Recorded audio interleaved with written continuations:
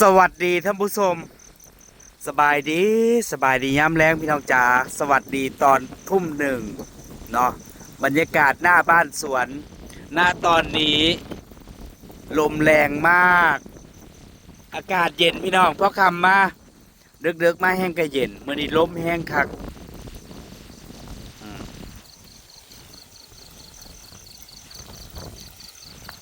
บรรยากาศดีสว่างสวัยรอบๆก็มีแต่ไฟโซลาร์เซลล์เนี่ยน้ำสระก็เริ่มสีแห้งกันละเพราะว่าฝนบ่ตกอยู่เขตอื่นฝนตกเบิดเนาะอยู่แถวกรุงเทพกับฝนตกอยู่บ้านเบ้าหมีตกมาปีนี้แล้งคักน้ำห้วยน้ำหนองอยู่สระก็แห้งบ่ทันฮอดเมษาซ้ำปีน้ำแห้งไว้เด้ลมพี่น้องสังเกตเบิ่งใบไม้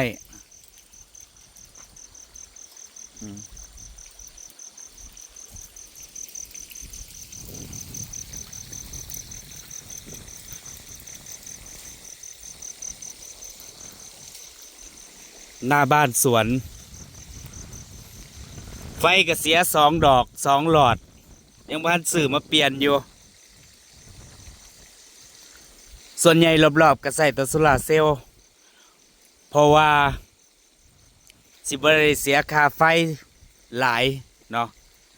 อันที่เห็นนี่คือโซลาร์เซลล์ได้พี่น้องเนี่ยอันนี้คือโซลาร์เซลล์นี่อันนี้ใช้มา2 ปีแล้ว2 ปีกว่าแล้ว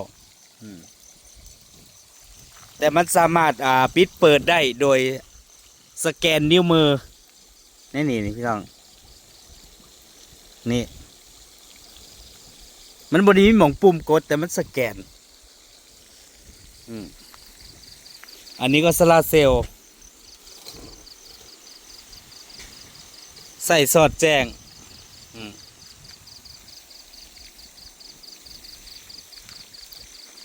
คำมาแล้วก็มันเปิดเองตื่นมามันก็ปิดเอง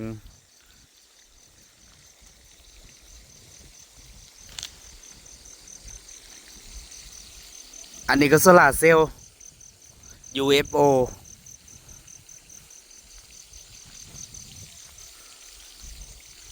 รอบบ้านสาเหตุที่ใส่โซลาร์เซลล์1บ่ต้องเสียค่าไฟ2ไฟมักดับบ่อยเนาะอยู่บ้านบ่มีดับบ่อยบ่ว่าสิหน้าแล้งยามฝนตกแห้งดับบ่อยก็เลยใส่บางเทื่อดับเป็น2 ชั่วโมงบางเทื่อดับสอดแจ้งก็มีหน้าฝนว่าจะผ้าห้องผ้าแตกดับโหลดเนาะอันนี้คือข้อดีการใช้โซลาร์เซลล์เวลาไฟดับกันรอบบ้านก็สว่างสวัยอยู่หน้าบ้านหลังบ้านบรรยากาศสวนดอกไม้ยามค่ำคืนลมเย็นบางมือก็ร้อนบางมือก็หนาวอากาศเปลี่ยนแปลงอันนี้ก็โซลาร์เซลล์พี่น้องบ่ต้องปิดเปิด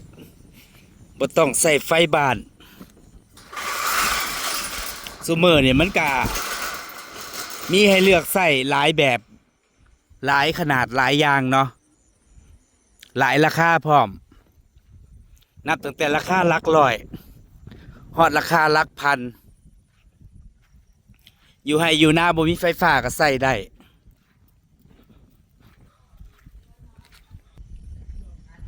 อันอยู่เถียงก็โซลาร์เซลล์ได้พี่น้องสว่างสอดแจ้ง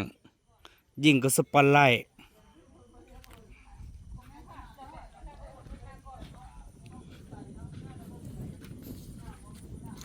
แต่ว่าการใส่โซลาร์เซลล์มันต้องถูกแดดตลอดเกือบ100%อ้าวงัวนี่คือบ่เข้าคอกคลักบ่คือมาหาเลาะอยู่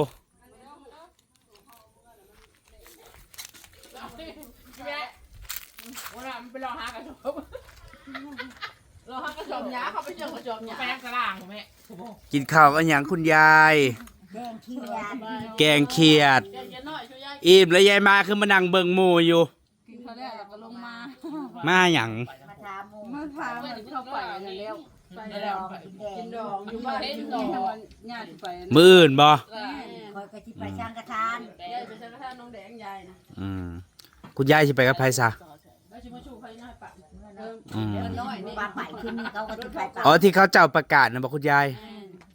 คุณยายจะไปสังฆทานพาข้าวตอนเพลนบ่ สังฆทานตอนเพลตอนเพล พรุ่งนี้อยู่วัดปูดเลยบาทเจสีไป ฝากเงิน น้องแดง ทั้งทีมยายมายายรวยกับปรึกษากันสิไปงานแต่งญาติพี่น้อง เอาน้ำบ่ได้ไปไอ้จะ ไป ไป ตายบ่เอาว่าสิไปโจกเต่าคือชวนมันไปช่างกระทานเพราะว่าโจกเต่า มืออื่นมาทานบ่ได้เพราะว่า มือไม่ก็บ่ สรุปเขาคอหรือเขาแต่ง พอชมเขาโคตรมาต้มมาเจ้าแม่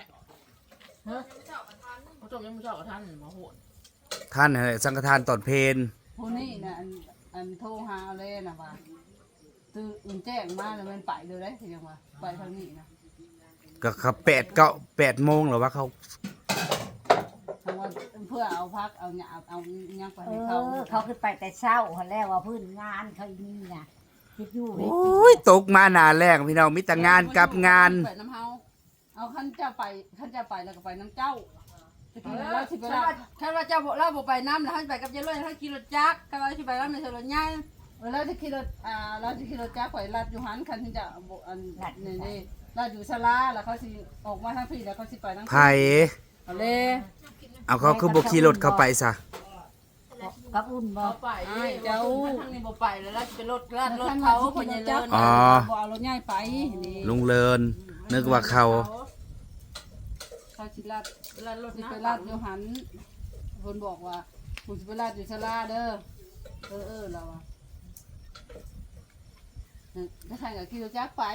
คุณยายน่ะกินข้าวแล้วแล้วก็กินหมากต่อพี่น้องก่อนนอนทุกวันเนาะกินหมากแล้วแล้วก็ค่ายหมากจังเข้าไปนอน อันนั้นคือเมนูอาหารว่างนะจ๊ะที่เห็นถุงกระเป๋าก็บ่เป็นกระเป๋าเงินกระเป๋าทองนี่พี่น้องกระเป๋าหมากเมืองแน่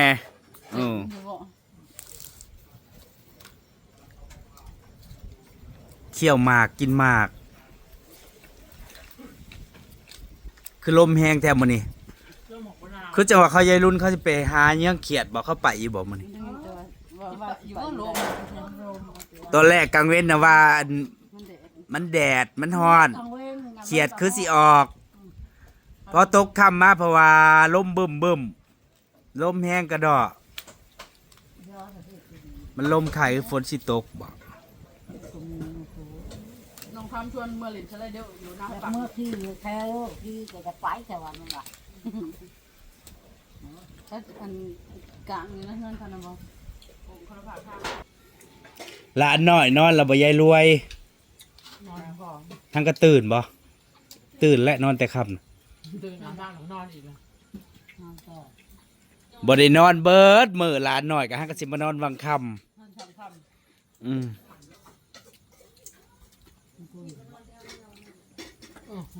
ำ เมนูแกงเขียดแล้วก็ปิ้งปลาทูท่านผู้ชม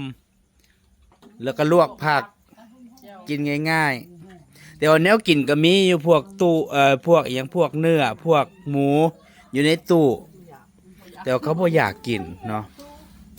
ต้องป้องมองบ่ เจ็บกระตุก อันนี้คนมันบ่เคยไปไหน มันก็เป็นไก่เจ็บกระตุกเนาะ ว่าสิเก็บผักขี้เหล็กมาแกงอยู่คิดอยากกินแกงผักขี้เหล็ก ใส่ไข่มดแดง ได้ไปหาผักกุมมาอ่อน ใส่หนังนั่นในเฮือนยายนี่เบิดแล้วบ่ กินให้กินให้อยู่เนาะมันกินให้กินนะฮะเขาก็ต้องเลยนะเนื่องจากอะไรหมดท่านปุ้งเลยนะมันตายละมันตาย มันจะ มัน ยัง ตาง าย มอยู่แล้วยังป้องมันงามเพราะ มันก็บ่ได้กินบ่ต้องมันเป็นมันกินให้มันก็ต้องมาให้ มาปรึกษากันว่ามื้ออื่นสิไปงานใดแยกย้าย ปั่นกันไป นี่ไงอาหารกิน ผัดหมู3 ชั้นมาอีกแล้วจ้า จานจาน คือบ่พัดใส่คะน้าอันเด้นะ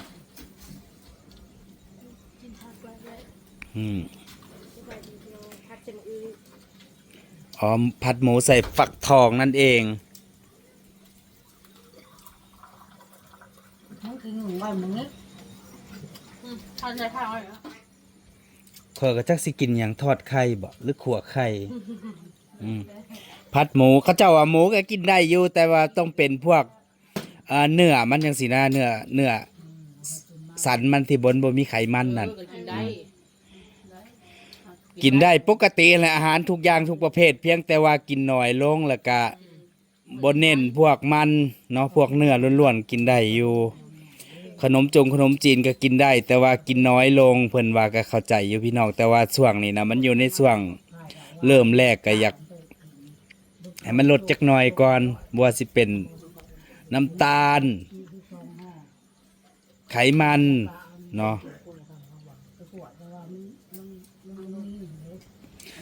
สรุปแล้วคนที่บ่มีหูจัก เคยคุยกันFC นี่ล่ะทางเฟซทาง YouTube สรุปแล้วเขาเจ้าก็เป็นเบาหวานนะเกือบเบิดทั้งหมดคนที่หูจักกันพี่น้องเนาะหลายอีหลีบ่มีหังก็สิมาฮู้นับตั้งแต่ที่อันเคยหูจักกันคุยกันสุดท้ายเพิ่นว่าพี่ก็เป็นเบาหวานเหมือนกันเอา มีแต่คนเป็นเบาหวานแนะนำกัน นู่นนี่นั่น เออ บึกษากัน เนาะ แนะนำกัน หลักๆก็เขาเจ้าก็กินยา บางคนก็เป็นมา10 ปี20 ปี30 ปีก็มีพะนะโพดโพคนในบ้านบ่มีนี่ก็เป็นหลายอยู่เบาหวาน คนเจจอยก็เป็น ส่วนใหญ่แถวบ้านน่ะมีแต่คนอันผอมๆเนาะแถวบ้านเฮาน่ะ ไปชิรวมนี่แล้วก็เฮ้จอยแหงอ่ะไปชิรวมจอยเราก็ได้อวดอันนี้แหละระวังที่แบบนี้ อย่าเว้าทอพี่น้องเรื่องโรคภัยไข้เจ็บหนีบ่พ้นบ่มีไผดอกที่ว่าบ่เป็นโรคภัยไข้เจ็บเนาะพอถึงเวลาหนึ่งอายุส่วงหนึ่งมันหัดมีมาดอกเพราะว่าร่างกายเฮาน่ะภูมิคุ้มกันเฮาน่ะพอยิ่งแก่โตไปอายุมากขึ้นมันก็เริ่มมีโรคแทรกซ้อน1 2 3 4ไปบางคนเป็น2โรค3โรคก็มีสารพัดเนาะเป็นเรื่องปกติของสัตว์โลก ทานเขา ถ้าเป็นโรคหนึ่งมันมีเหรอเนาะ คันเป็นโรค1 2โรคมันหัดมีแนวแทรกซ้อนเข้ามาโลด เขาว่าไงเงินมันก็เขางามบอกๆนะจากมันบอกฟ้องมันก็ย่างมางอกมามันก็มาแงนเบิ่งเอาใหญ่ทำมา มาเด้อ โอ้งัวถึง อิ่มเลยทั้งนี้ ทยอยกินทีละคน2 คนมาก่อนกินก่อนมาน้ำหลังกินน้ำหลัง อิ่มไปเลย เออ อิ่มไปเลยได้ นึกว่าพักกันกินแล้วไปแล้วเพอเอาผู้ประทานที่กินก็มีพวนยังเฮ็ดกับข้าวน้ำหลังก็มีว่าซั่น ขับปุ้นได้ยัง ยายมาข้าวปุ้นเด้บ่กินอีกบ่ กินข้าวปุ้น เอากินเมื่ออะไรก็ยังกินตัวเมื่อ ยังหลายโลบ่ขนมจีนเฮ็ดตอนเพลนี่พี่น้องหม้อบักใหญ่ยังอยู่ ประมาณโล2 โลผมบ่จัก เอาไข่มื้อนี้บ่บุญน่ะ ผมไม่อะไรใช่ เอายกมาดู เงินเบิร์ดละ ถาดเบิดบ่ ขาดเบิร์ดอะมึงจะบอก เดี๋ยวสิเอามาไข่เก็บมาแล้วบ่มีถาดใส่ส่วนนี้ไข่หลาย ไข่ร้ายพี่น้องจับจ่องเข้ามาได้ บ่เป็นไข่หลายดอกบ่มีผู้ซื้อเออ แล้วจะไปที่ก่อน เอาแซงก็คือบ่เห็นหมาบ่ส่วงนี้ขายเค้กบ่ดีบ่หรือจังใดตะเก้าเคลื่อน จะเหมาแต่นึง ตะเก้าน่ะเอาไปเทื่อละ2-3 ถาดหรือว่าเพิ่นบอกตะเก้าน่ะขายแน่แล้วก็ไปเฮ็ดเค้กแน่ช่วงนี้สงสัยงานเค้กบ่ค่อยหลายช่วงนั้นน่ะมื้อหนึงออก6 ก้อนมื้อออกมื้อละ10 ก้อนก็มีเค้กแต่ว่าช่วงนี้บ่ค่อยเห็นนางมาเอาไข่ก็เลยไข่อังหลายตะเก้านางเอามื้อเทื่อละ3เทื่อละ4พุ่นเด้แต่ช่วงนี้ไข่มันเต็มอยู่เป็น10 ถาดแล้วไข่ช่วงนี้หลาย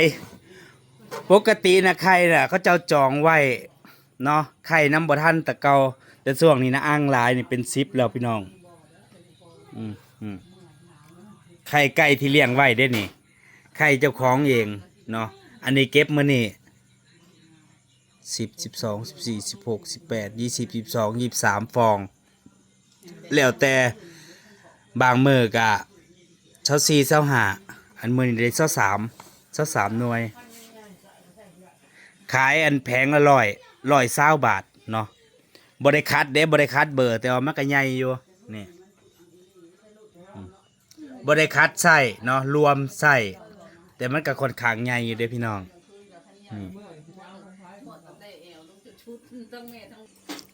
หลานนอนล่ะบ่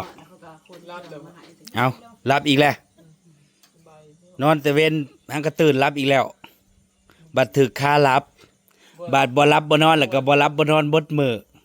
บ่อยากให้เพิ่นนอนแล้วไปกวนเพิ่นน่ะเพิ่นให้เครียดนอนต่ออีก นอนสามนี่นั่นจะโมงจะตื่น 11นอน2 ชั่วโมง3 ชั่วโมง